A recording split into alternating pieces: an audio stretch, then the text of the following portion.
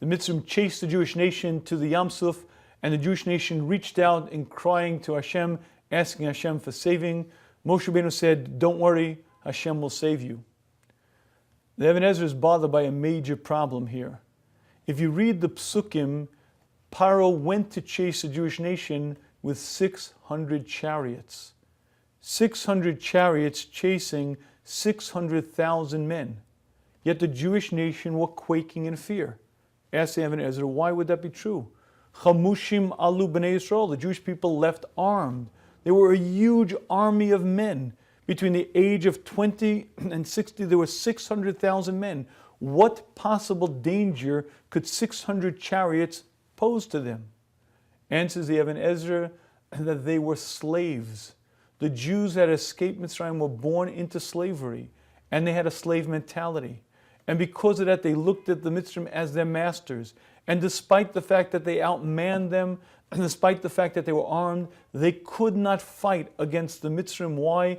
Because they were the overlords, the superior people from their birth. The Jewish people looked up to them with such fear and awe, they could never break out of that mold.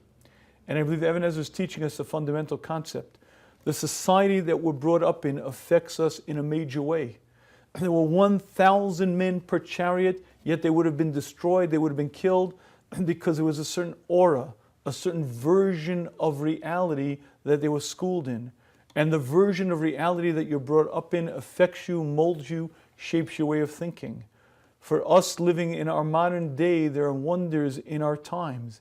And yet there are issues that are going on that are so absurd, so heinous, that we have to look at them and say, what is going on? And one of the things that we have to remain ever vigilant to is that we're not schlepped in, that we're not pulled into society's version of morality.